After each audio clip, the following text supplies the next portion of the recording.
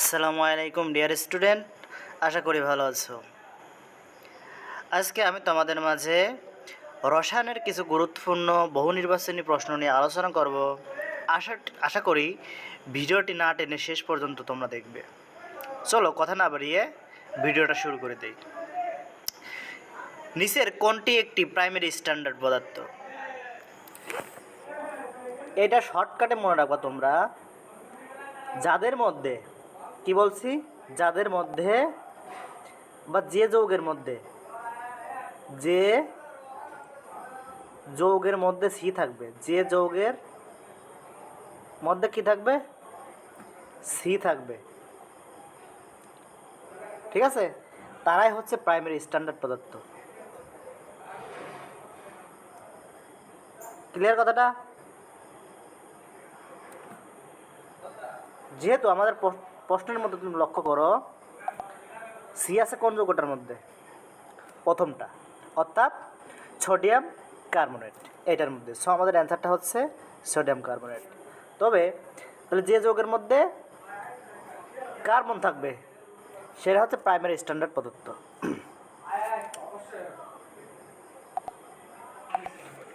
এখানে আরেকটা জিনিস মনে রাখবা, এর ব্যতিক্রম, একটা ব্যতিক্রম হচ্ছে HCl, এটা হচ্ছে ব্যতিক্রম, ঠিক আছে। নেক্সট কোশ্চেন, কোনটি ব্যাপনের অনুরূপ? অবিশ্রবণ, নিঃসরণ, পারমাণবিক ভর নাকি পারমাণবিক সংখ্যা? কোনটি সঠিক? দেখো, আমরা বই পড়লে জানতে পারি যে ব্যাপন হচ্ছে কী জিনিস। এটা হচ্ছে বেশি ঘনত্বের স্থান থেকে কম ঘনত্বের স্থানের দিকে ছড়িয়ে পড়ার ঘটনা। বেশি থেকে কিসের দিকে? কম।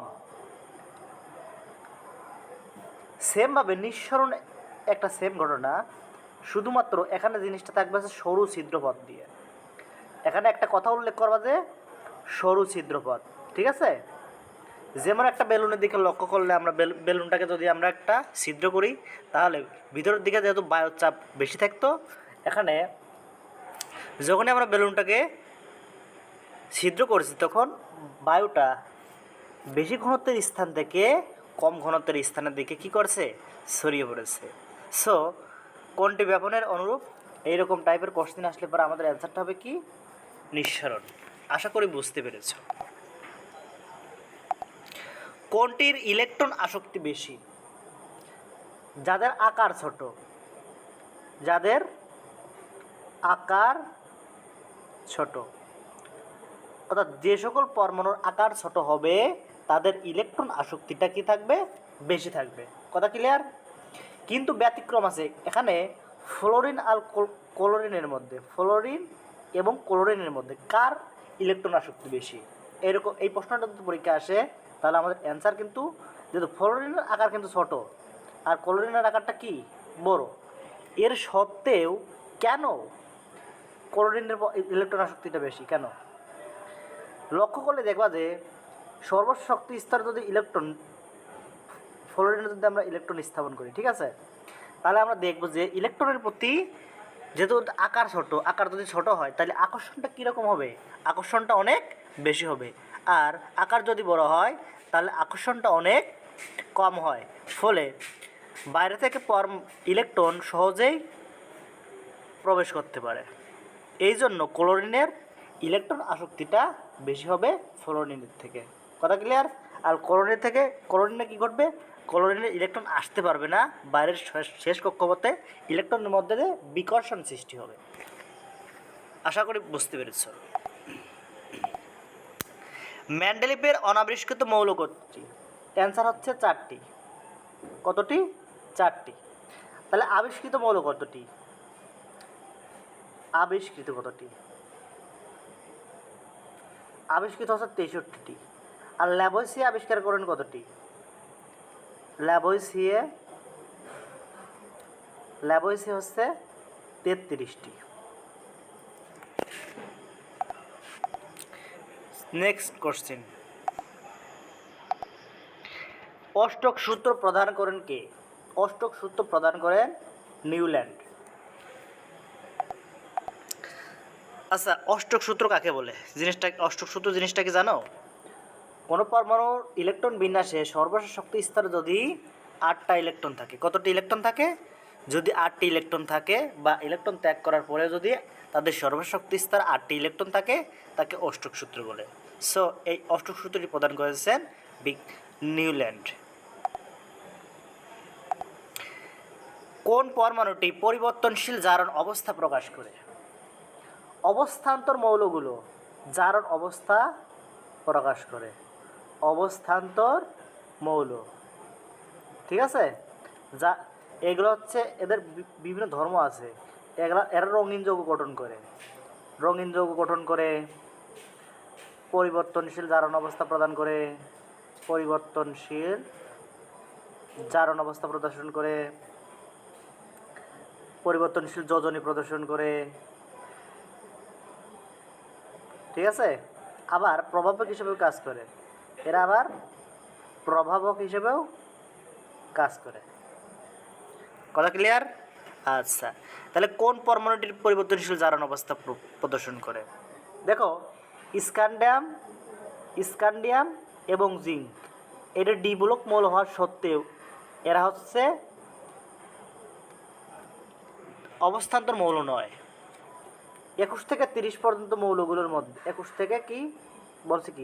থেকে 30 পর্যন্ত যে মৌলগুলো আছে এদের মধ্যে স্ক্যান্ডিয়াম এবং জিঙ্কটা ব্যতিক্রম। স্ক্যান্ডিয়াম এবং জিঙ্কটা ব্যতিক্রম। সো আমাদের অ্যান্সারটা কী হবে? আয়রন। আশা করি বুঝতে পেরেছ। কোনটি পলার সমযোজী যৌগ? কোনটি পলার সমযোজী যৌগ? এখানে লক্ষ্য করলে দেখব যে H2S এটা হচ্ছে সমযোজী বন্ধন। H2O এটাও সমযোজী বন্ধন, কারণ অধাতু এবং অধাতু মিলে যে বন্ধন গঠন করে সেটাই হচ্ছে সমযোজী বন্ধন। CH4 এখানে কার্বন এবং হাইড্রোজেন এরাও সমযোজী বন্ধন। সেমভাবে NH3 অ্যামোনিয়া এটাও সমযোজী বন্ধন। তাহলে পোলার সমযোজী যৌগ কোনটা? পোলার সমযোজী যৌগ হচ্ছে পানি, কারণ পানিতে আমরা ধনাত্মক এবং ঋণাত্মক আদান দেখতে পাই, ঠিক আছে? সো আমাদের অ্যান্সারটা হচ্ছে পানি। কোনটি সমযোজী যৌগ? আমি একটু আগেই বলছি যে সমযোজী যৌগ হচ্ছে অধাতু প্লাস অধাতু মিলে গঠিত হয়। অধাতু প্লাস অধাতু মিলে যে বন্ধন গঠিত হয় সেটা হচ্ছে, তো আমরা প্রথমটার দিকে লক্ষ্য করব। প্রথমে KCl, এখানে পটাশিয়াম এবং Cl, ধাতু অধাতু, পরেরটাও ধাতু অধাতু, পরেরটাও ধাতু প্লাস অধাতু। কিন্তু ঘ নাম্বারে NH3 এটা কি নাইট্রোজেন একটা অধাতু, হাইড্রোজেন একটা অধাতু। সো আমাদের অ্যান্সারটা হচ্ছে ঘ নাম্বারটা। আশা করি বুঝতে পেরেছ। কোনটি গ্রুপ 18 এর অন্তর্ভুক্ত? হিলিয়ামের ইলেকট্রন বিন্যাস করলে আমরা দেখব 1s2। তো গ্রুপ নাম্বারে কত দেওয়া উচিত ছিল?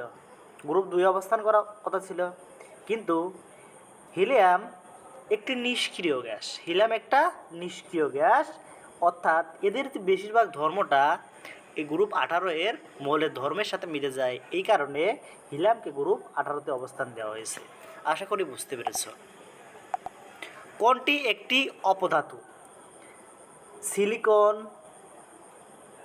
জার্মেনিয়াম, আর্সেনিক এইগুলো হচ্ছে অপধাতু।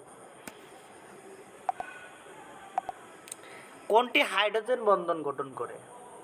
হাইড্রোজেন যখন উচ্চ তড়িৎ ঋণাত্মক মৌল যেমন ফ্লোরিন, অক্সিজেন, নাইট্রোজেন এদের সংস্পর্শে বন্ধন গঠন করে তখন তাকে হাইড্রোজেন বন্ধন বলে।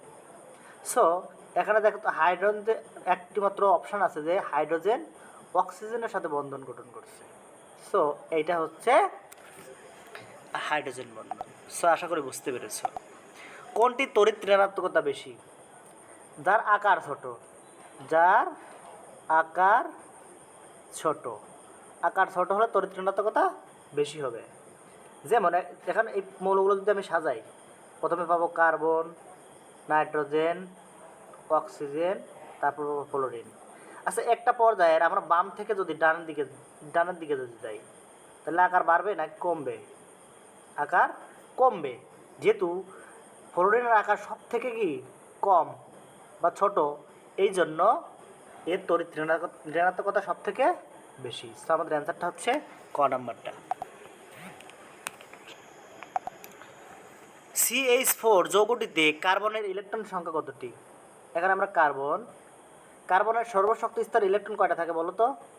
4টি থাকে। কতটি? 4টি। এখন এই সর্বশক্তি স্তর মনে করো 4টা ইলেকট্রন রয়েছে। এখন 4টা হাইড্রোজেন রয়েছে এখানে H4। তখন একটা হাইড্রোজেনের কয়টা ইলেকট্রন? একটি করে। আর একটা হাইড্রোজেনের আরেকটা, আর একটা হাইড্রোজেনের আরেকটা, আর একটা হাইড্রোজেনের আরেকটা। তো এখন কার্বনের সর্বশক্তি স্তর ইলেকট্রন সংখ্যা কতটি হয়েছে? 8টি। কতটি? 8টি। সো আমাদের অ্যান্সারটি হচ্ছে গ নাম্বারটা। আশা করি বুঝতে পেরেছ।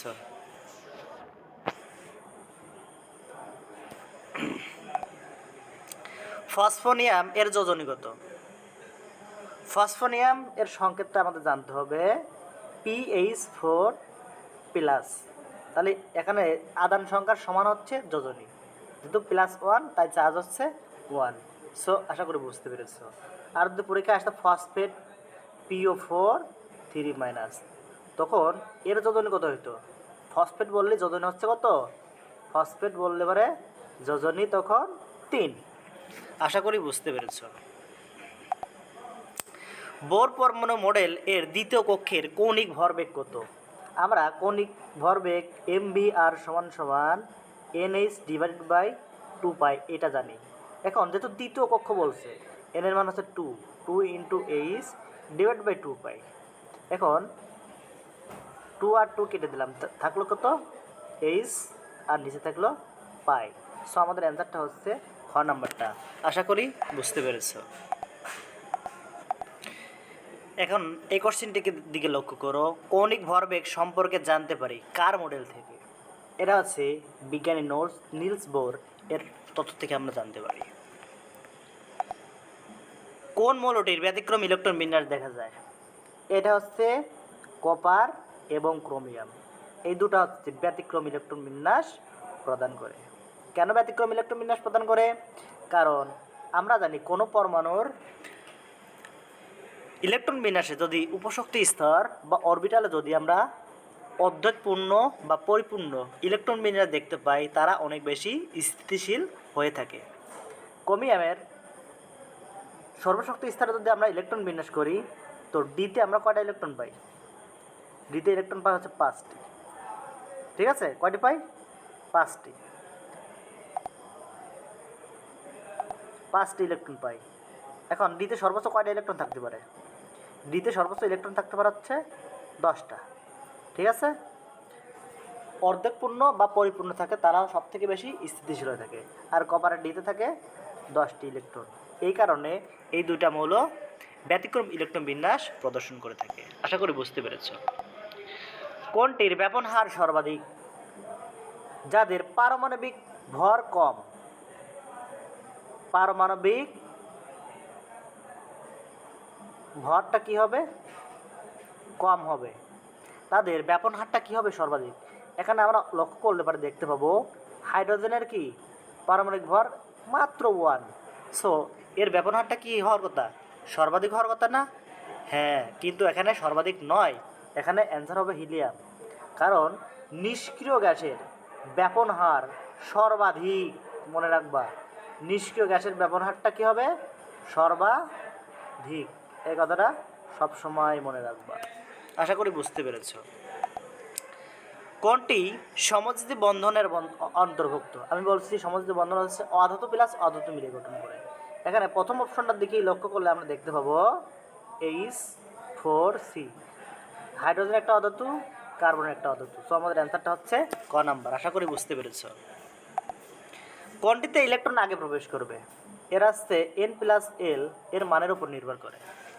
N হচ্ছে প্রধান শক্তি স্তর আর L হচ্ছে উপশক্তি স্তর বা সহকারী কোয়ান্টাম সংখ্যা। এখন 2s এর জন্য 2+, n এর মান 2 আর s এর জন্য l এর মান কত? 0। তাহলে আমরা পাচ্ছি 2। এবং 3d এর জন্য d এর জন্য আমাদের কত মান? d এর জন্য l এর মান 2, তাহলে 3 যোগ 5। আর 2p এর জন্য 2+, p এর জন্য l এর মান কত? 1, তাহলে আমাদের শক্তি সব থেকে কোনটাই কম?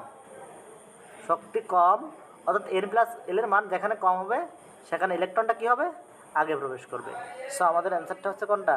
ক নাম্বারটা। আশা করি বুঝতে পেরেছে। পরবর্তী কোশ্চেনটার দিকে লক্ষ্য করি। কোন পরমাণুটির বোর মডেল অনুসরণ করে? যাদের প্রোটন সংখ্যা শুধুমাত্র 1, কি বলছি?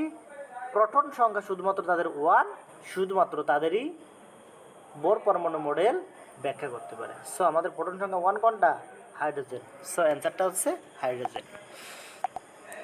বোর পরমাণু মডেল অনুসারে শক্তি স্তর সম্পর্কে ধারণা পাওয়া যায়। হ্যাঁ, বোর পরমাণু মডেল অনুসারে শক্তি স্তর সম্পর্কে জানতে পারি, পারমাণবিক বর্ণালী সম্পর্কে জানতে পারি। যাদের একটি মাত্র প্রোটন আছে, একটু আগে যেটা বললাম, তাদের পারমাণবিক বর্ণালী ব্যাখ্যা করতে পারে শুধুমাত্র বোর মডেল। আর হিলিয়ামের মডেল ব্যাখ্যা করা যায়? তো হিলিয়ামের কি পারমাণবিক সংখ্যা কি 1 না 2?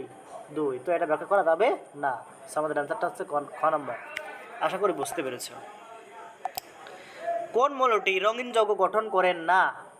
রঙিন যৌগ গঠন করে কারা? অবস্থান্তর মৌল।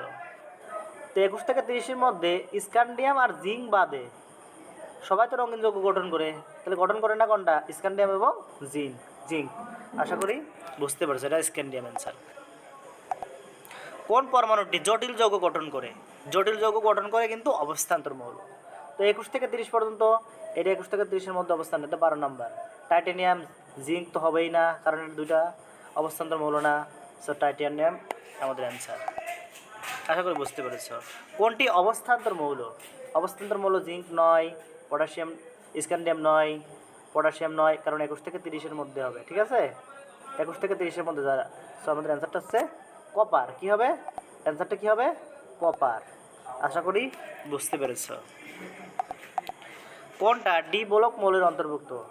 যে সকল পরমাণু সর্বশক্তি স্তরে ইলেকট্রন বিন্যাসে যদি ইলেকট্রন ডি অরবিটালে যায়, কোন অরবিটালে যায়? ডি অরবিটালে, তারা হচ্ছে অবস্থান্তর মৌল। এখানে জিঙ্ক, স্ক্যান্ডিয়াম এবং ভ্যানাডিয়াম, এই তিনটা হচ্ছে ডি ব্লক মৌল। ঠিক আছে, এই কোশ্চেনটা আমি টাইপিং করতে একটু ভুলে গিয়েছিলাম, মানে মিস্টেক হয়েছিল একটু। নিউক্লিয় মডেল প্রদান করেন কে? নিউক্লিয় মডেল প্রদান করেন হচ্ছে বিজ্ঞানী রসায়নবিদ রাদারফোর্ড। তিনি বলেছিলেন যে সূর্যকে কেন্দ্র করে যেমন গ্রহগুলো ঘোরে, তেমনি পরমাণুতে নিউক্লিয়াসকে কেন্দ্র করে ইলেকট্রন সমূহ ঘোরাঘুরি করে। অর্থাৎ এটা হচ্ছে নিউক্লিয় মডেল প্রদান। তিনি এইরকম একটা ধারণা প্রদান করেছিলেন, বা সৌর মডেল হিসেবে যেটাকে আখ্যায়িত করা হয়ে থাকে। কোনটির গলনাঙ্ক বেশি? আয়নিক যৌগের গলনাঙ্ক এবং স্ফুটনাঙ্ক অনেক বেশি হয়ে থাকে। ঠিক আছে, তো প্রথমটা হচ্ছে আয়নিক যৌগ, পরেরটা কি? সমযোজী যৌগ, কারণ অধাতু এবং অধাতু মিলে গঠন করছে। এটাও সমযোজী যৌগ, এটাও সমযোজী যৌগ, আর আয়নিক যৌগের গলনাঙ্ক স্ফুটনাঙ্ক বেশি। সো আমাদের অ্যান্সারটা ক নম্বর। কোনটি নিউটনবিহীন কণিকা? নিউটনবিহীন, তো নিউটন সংখ্যা নির্ণয় করার সূত্র কি? নিউটন সংখ্যা ইজ ইকুয়াল টু পারমাণবিক ভর